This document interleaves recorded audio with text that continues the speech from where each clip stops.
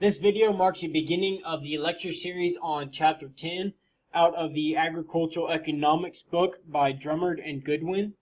Chapter 10 is going to be dealing with money and financial intermediaries. So first off, what is money? Money is anything generally accepted and commonly used as a means of payment. What this means is that there are many different items that have been used and can still be used as money throughout history. And some of these are still in use today. An example of this is some nomadic groups in Africa still use cattle as a form of money. During the 49ers, during the gold rush days, used gold dust as a form of money. American Indians used beadwork and tobacco. Tobacco was again used as money in Europe during and immediately following World War II. The price of items that American troops wished to buy was often denominated in cigarettes. So American troops would have cigarettes and they would buy particular items using those cigarettes as money rather than using what we commonly know as cash today. Regardless of the items used as money, they are all regarded as a means of payment. So what money is something that you can exchange for another good. Within the complex economics of the industrialized countries, money plays three critical roles. In societies without money,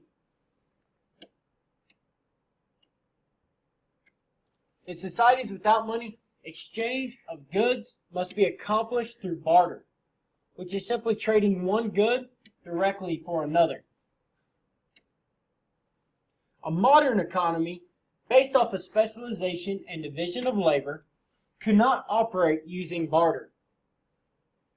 Money is used as a medium of exchange and provides an alternative to this barter system. And it is the oil that lubricates the economic machine. For money to serve as a medium of exchange in an effective and efficient manner, it must have several qualities. The first is it must be generally accepted. In order for a particular item to be considered money, it must be generally accepted, otherwise it would be worthless. People would not be trading it. It must have a high value relative to its bulk and weight. An example of this was in China, they used stone wheels as a form of currency, as a form of money for a while. It was very hard to transport stone wheels around, making it relatively hard to use this type of currency because of its bulk and weight. It must be easily divisible into small parts. And it must be difficult to counterfeit. So if we think about these four attributes and apply them to the American dollar, it must be generally acceptable. Everybody in the United States is required to be able to accept the American dollar. It must have a high value relative to its bulk and weight. So, you have a dollar bill, or a $100 bill, or a $50 bill. It's relatively valuable considering that it's very light and easy to transport. So, it's a very small item, and it doesn't weigh that much, but it has a high value. It must be easily divisible into smaller parts. Well, that's accomplished through the American dollar, because you can take an American dollar and divide it into 4 quarters, 10 dimes, 20 nickels, 100 pennies, and it is divisible into small parts. Or it can be added up into large parts, say as $1 bill, for a while the $2 bill, $5 bill, $10 bill, $20, $50, $100, and for a while the $1,000 bill. And it must be difficult to counterfeit. If we think about the American dollar and we look at the American dollar, there's a lot of safeguards on the American dollar that keeps, say, from somebody else just printing off hundreds and hundreds of dollars with relative ease. So it is difficult to counterfeit the American dollar or coin. Absence of any one of these qualities would prevent any type of certificate or coin from functioning efficiently as a medium of exchange. So, if, say, the dollar bill was not generally acceptable, then it would restrict this particular type of cash would not be able to be used as a medium of exchange because you couldn't use it everywhere. It wouldn't be acceptable and you could only use it in certain places.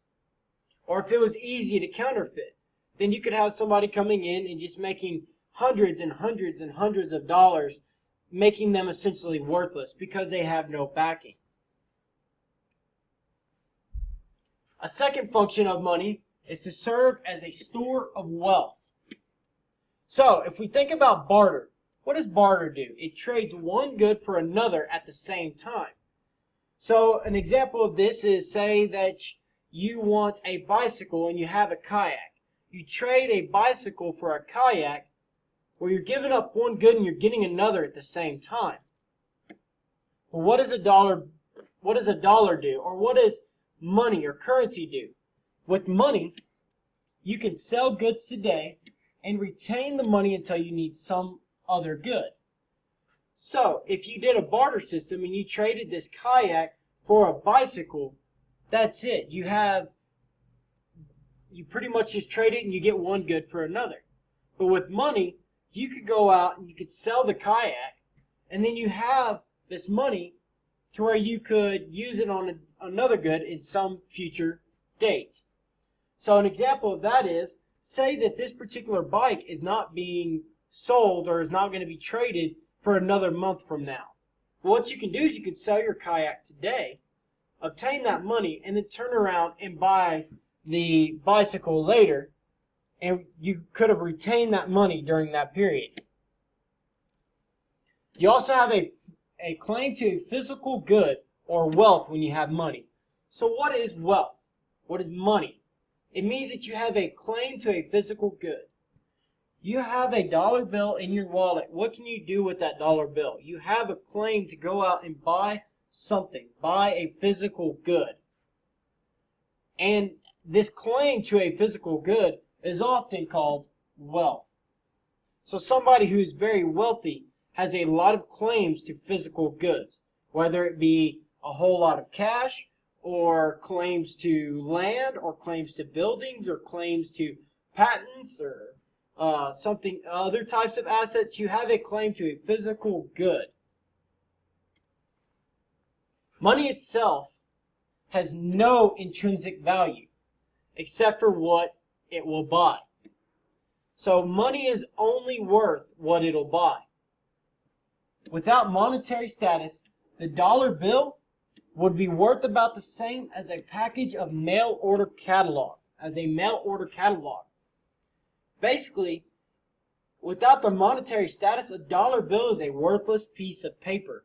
But because of its monetary status, because it is considered money, and it is used as this medium of exchange, it now has wealth. But it really has no intrinsic value, meaning that the dollar bill is essentially worthless except for what it will actually buy. So, for money to serve as a satisfactory store of wealth, it must remain fairly constant in value. Meaning, what you buy today with that dollar bill ought to be at least close to what you can buy tomorrow with that same dollar bill. So the third key function of money is it provides a basis for accounting. When you write a check, no coin currency changes hands. Your check is an instruction to the banking system to transfer a specified amount of money from your bank account to that of someone else's. You are paying somebody without ever actually using cash, without ever using coin or currency. But really what you're doing is you're saying, here is a transaction, an accounting transaction, a form of keeping records, transfer this amount of money to somebody else's. This transaction occurring in these records of banking system has not involved any actual coin or currency. Your ordinary business has